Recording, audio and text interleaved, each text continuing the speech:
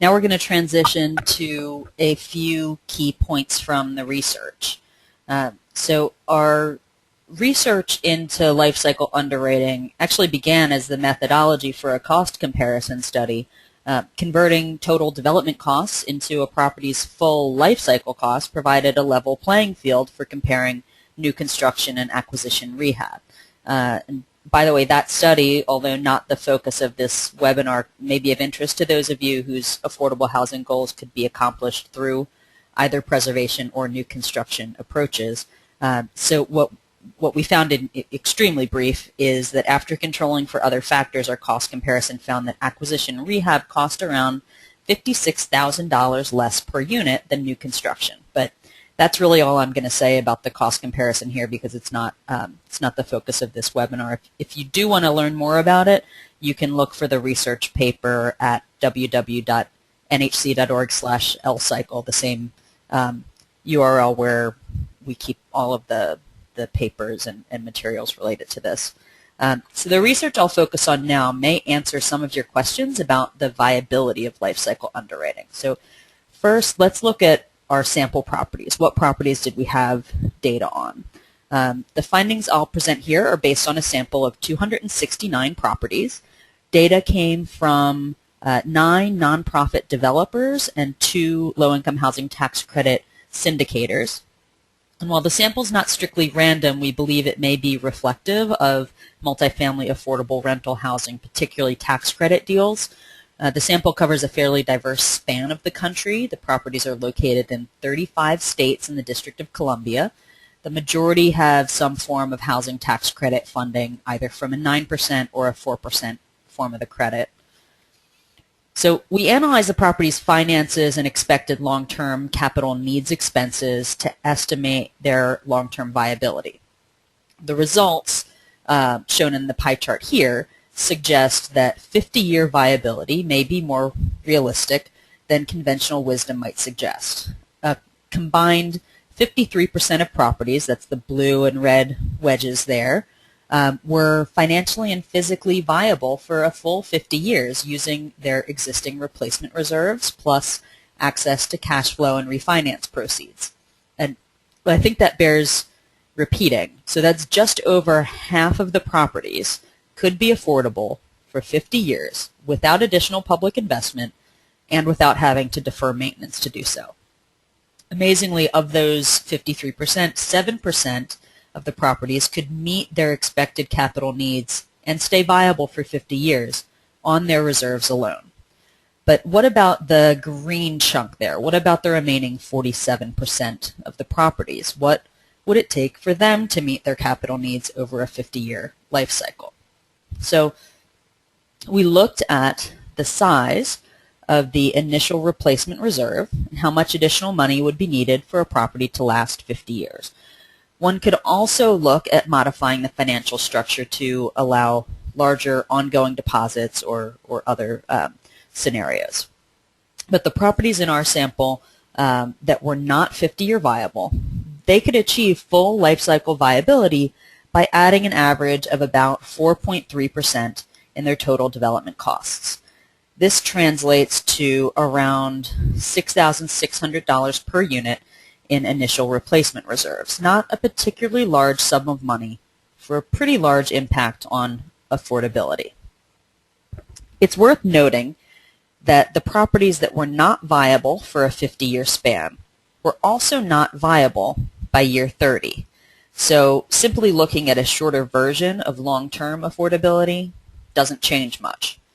To achieve 30 years of rental affordability, the properties needed to increase their TDC by around 2.9% on average, so not substantially different for adding a 20-year additional period of affordability. But it's hard to say just from our sample what impact moving toward life cycle underwriting would have on the affordable housing stock. As you've seen, around half of our sample properties needed no extra public investment to remain affordable for 50 years, and the remaining half needed around 4.3% more upfront funding. Is this reflective of affordable multifamily properties overall? We just don't know. But if we assume this breakdown holds true more broadly, then lifecycle underwriting would lead to modestly higher development costs for around half of all properties, offset by an approximately equal number of properties that are okay as is. Lifecycle underwriting would also reduce the need for costly recapitalizations at year 15. In our sample, the acquisition rehab deals with a 4% tax credit averaged nearly $64,000 per unit in combined LIHTC equity and soft debt. If the same outcome of additional years of affordability can be achieved for a much smaller per unit increase in replacement reserves, we can stretch our limited affordable housing dollars to serve more families over time. So while the research findings suggest that 50-year rental affordability is possible, the concept opens up numerous questions about the trade-offs between additional upfront costs today and the potential for more units over time, not to mention a world of other policy and practical implications. So for that, I think you're better being passed over to Ethan. Thanks very much, Maya. This is Ethan Handelman from the National Housing Conference, and I think that transition is right on. What we're looking at is we have this really powerful tool to give us a 50-year look, something we didn't have before. We have some preliminary but pretty thorough research findings that suggest there are savings to be had, right? We could do more units. We could make more affordable housing if we took a longer-term view. The question, the set of questions that this raises is about how would one get there, and would it be possible to get there in a way that works for the universe of people and organizations that all combine to create and maintain and preserve this housing over time. So that's why we're talking about the implications for policy and practice, because the purpose here is to raise questions and get people thinking. It's not, hey, we've cooked up the new plan, let's all go do it. It's let's think through what it means and think about how one might try and achieve some of these savings, how we might think about changing the way we do affordable housing, and what challenges that raises. So we've broken it into a few different categories just to make the thinking easier, and the next slide will show you that. So the concept is you're spending to save, and unlike at the grocery store, this is actually true. The greater initial development cost and public funding that would come, it's not a huge amount, right? Maya just gave you the percentages. We're talking $6,500, $6,600 a unit within our sample. Would probably have to come from public funding. It would probably result in higher reserves. Now, those might be all up front, or they might come over time through greater deposits each month or each year. They might come through other financial structuring mechanisms. Charlie touched on some of these, right? You could have a quicker amortization of the hard debt, for instance. There are different ways to do it, but there's more money in the property one way or another. It would also mean fewer complex recapitalization transactions. Right now, in year 15, you expect that there's going to be another go at the property, whether it's a refinancing or a sale transactions. Maybe it brings in additional tax credits. It probably needs gap financing. It probably needs some other changes. That starts to get high brain damage really fast, and it's expensive, and it takes time, and it causes all sorts of activity to be compressed in a short period of time around rehab and whatnot. If we're taking a 50-year view, it also means that it's easier to do more durable and more efficient properties. If we think about what some of the greener and more energy efficient and more durable options are now, generally speaking, they cost more upfront, but they last a heck of a lot longer. There are obvious, variations from that, but in general, that's the idea. Well, if you're underwriting to 15 years, if something lasts 20 years and doesn't need a replacement, the underwriting doesn't care, right? It doesn't see beyond 15 years. But if you're underwriting to 30 or 50 years, the benefits of durability and efficiency start to loom larger, I should say, and it makes it easier to fit those choices into the underwriting and therefore the financial and development choices around properties. It also suggests there is less deferred maintenance, because if you are waiting until the big recapitalization event to fix systems, you got to hold off on things for a while, right? So it's, well, maybe we don't do the parking lot this year because next year we're going to do a refi and get some money in, so then 2 years from now the parking lot gets fixed. But if the property is properly structured for, with a life cycle underwriting approach, it means that you can do the parking lot when it's time to do the parking lot. You don't have to wait. So there's less deferral of it. There's less of residents having to deal with potholes for another year. There's less headaches from helping the old refrigerators limp along or the old air conditioners, or all of the challenges that come with deferred maintenance. Even if it's not in a fatal to the property or horrible for the residents' way, it's still a cost, and it would be something that could be avoided with a life cycle approach. So those are some of the reasons why you might want to do this, some of the results that might come from it. If we go on to the next slide, it's going to show us another set of points to think through. I'm pausing because at least on my screen it has not advanced yet. And I want to make sure folks are with me.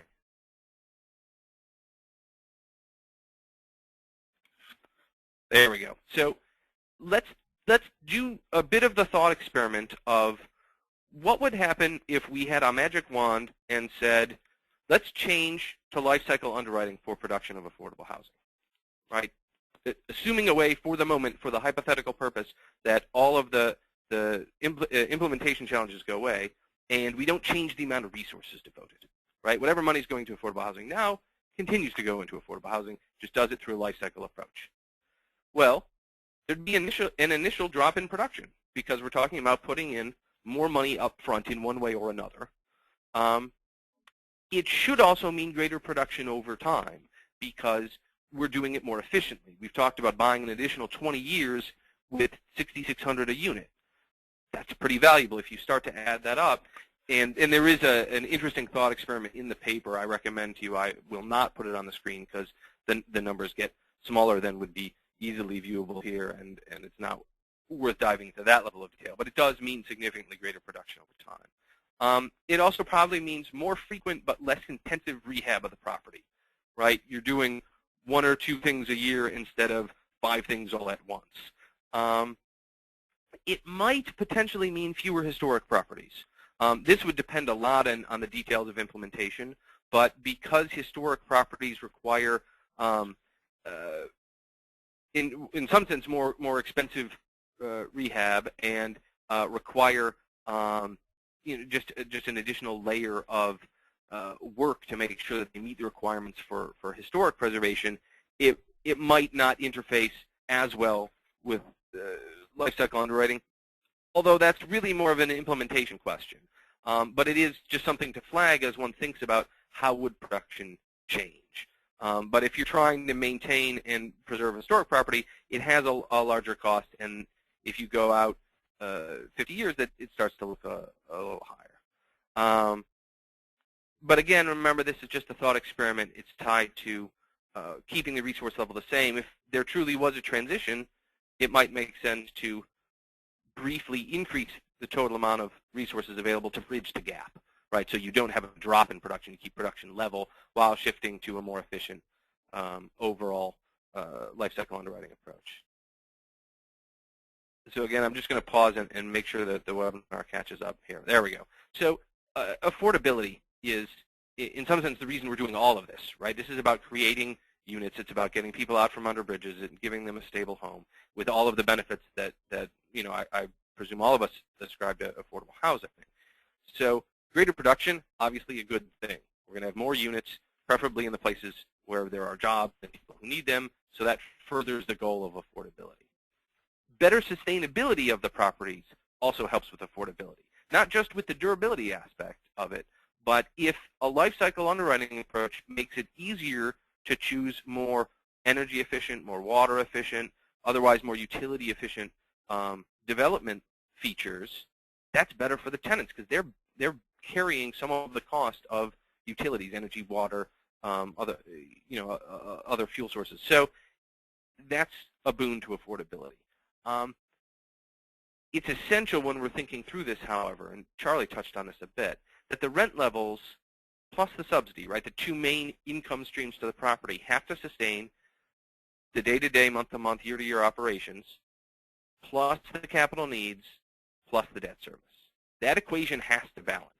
So if subsidy comes in at a higher level initially, it may allow the capital needs, may allow the operations to be lower, may allow the capital needs to be sustained for a longer period of time, but it still has to balance out, and it doesn't necessarily mean a reduction in rent levels.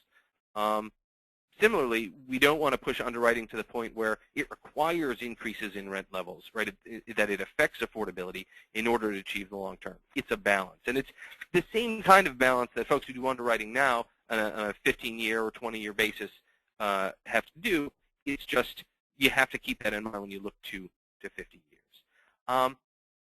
The last point is, again, also true of current underwriting, but when you have deep income targeting, so you're trying to target folks at below the 30% of area median income level, right?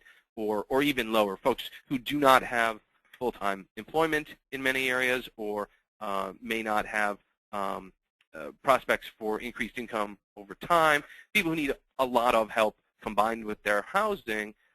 That kind of deep income targeting is particularly challenging because the rents produced from someone at that income level don't even cover the operation of the property, much less the capital needs, even if the capital needs were totally paid for, the initial development and ongoing. So it has to be structured very carefully. Some of that is with rental assistance. Some of that is with potentially making sure that the property has other sources of income that are reliable and can over time cover the gap. But when you're looking out 50 years, the challenges require even more care in the underwriting, which is true in general, right? Because you're covering a longer period of time, and real estate is a very sticky investment. But we have to make sure that you don't spend all the time and public resources to structure a property for 50 years of affordability, say, only to find out that, okay, well, rents didn't increase for 5 years the way we'd hoped they would in the market rate units, and so the cross-subsidy to the deep targeted units didn't work out, and so, by the way, we need to come back for more public money, right? That's not the scenario envisioned here. The scenario is you want to make sure that the property has careful enough underwriting that it is able to weather ups and downs in the market, at least ones that are foreseeable.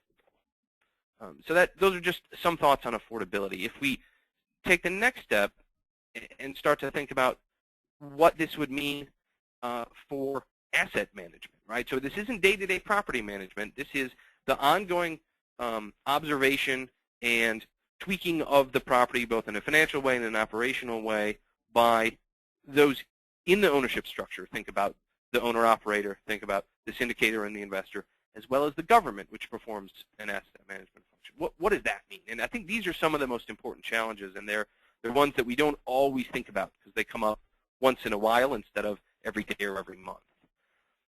Biggest one, and this is the one that has jumped out at me throughout this project as sort of one of the major challenges, is if there are higher reserves, be they actual reserves or just money tied up in the property through equity buildup or cushion in the rent set aside for ongoing deposits, that's money set aside, and it requires better government oversight because, you know, the vast majority of folks who produce and operate and maintain affordable housing are well-meaning and well-intentioned, but like with any business and like with any sector of the economy, there are some who aren't. And the more money that is tied up in the property, the better, especially public resources, the more government oversight has to make sure it's being spent properly. That means government has to enforce strong property standards in an efficient way. So if we're expecting a property to last 50 years, and I'm using 50 as an example. Obviously, it could be 30, it could be 40 years. The point is it's a long period of time. If we're expecting the property to last 50 years, it has to be kept in good repair, and that has to happen in a steady way, not a, oh, we checked after 5 years, and by the way, there are 9 things to be fixed, right? It's more of making sure there's good ongoing stewardship of the asset. Government, however, also has to do that in an efficient way. Those of you who are property owners and managers, I'm sure, have dealt with situations where you have multiple inspections that highlight issues that perhaps are not the most pressing. There are real inefficiencies with the mechanisms by which government enforces property standards, and we need to make sure that those operate efficiently, and don't put an undue burden on those who are owning and operating the property, right? There's a balance to be struck. Another point is that refinancings have to become easier. If you remember what I think are really cool graphs that Lifecycle puts out, they are forecasting a refinancing periodically over the life of the property. Now, right now, in the status quo with the current system we have, those refinancings are sometimes really complex events, right? It's an opportunity to bring in additional government resources and or change the ownership structure of the property. It's a complex transaction. Well, if our goal is to reduce the complexity of those, reduce the cost of those transactions, refinancings have to become easier. There should be fewer hoops. It should be easier to do. It shouldn't disrupt the operation of the property. It should be a largely financial transaction, recognizing that there's separately, or at least in parallel, a structure in place to have reserves available for rehab of the property, that the refinancing isn't a point where everything has to happen. It's just a refi. Think about making it more like the refinance of a single-family home, which is a pretty automated process, as compared to the refinance of a multifamily tax credit development now, bringing in several additional subordinate loans and maybe a new part of the ownership structure. Another key point here, and this is true for both for-profit and nonprofit owners, is that owners need to be able to access the equity in the property and some reasonable return. The purpose of lifecycle underwriting is not to have all of the value of the property be sucked into maintaining it over a 50-year period. That, one can do underwriting, especially through a simple software interface, and do it that way just to get a sense of how long it takes, or how much is needed and how long you would get for it.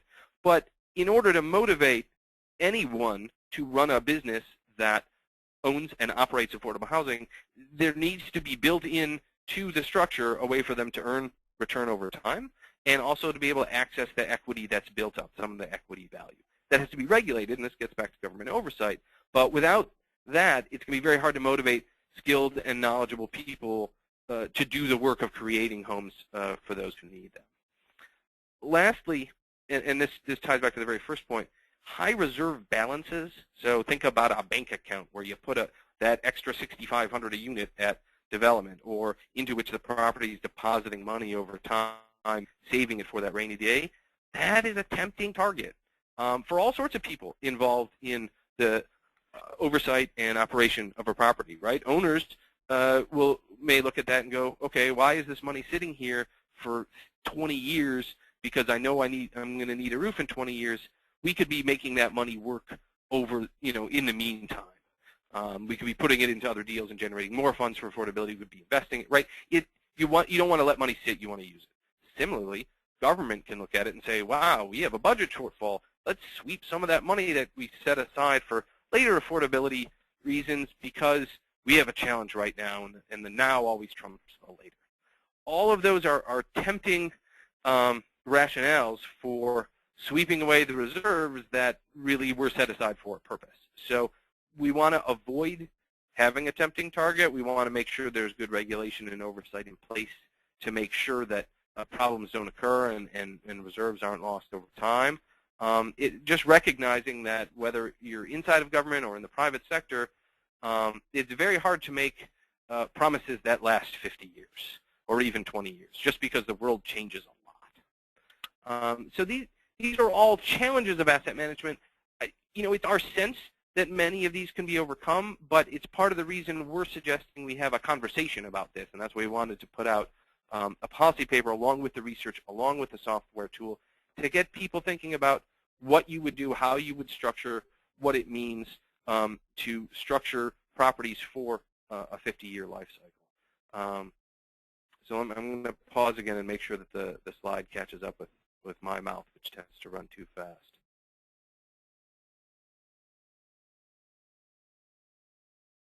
Because as I think I remember, right, this is the link to the paper. And the paper goes into much more detail on all of this. There's an interesting thought experiment about how much production you would gain versus how much upfront cost is committed. And this is all based on the excellent research that the MacArthur Foundation funded and folks at the Center for Housing Policy and Compass and other places helped to do I played an extremely small part in it, only on the advisory panel, so I take no credit, but love to use the results to talk about the policy implications. With that, I'm going to turn it back to Maya because I think we're going to do Q&A. Right, Maya?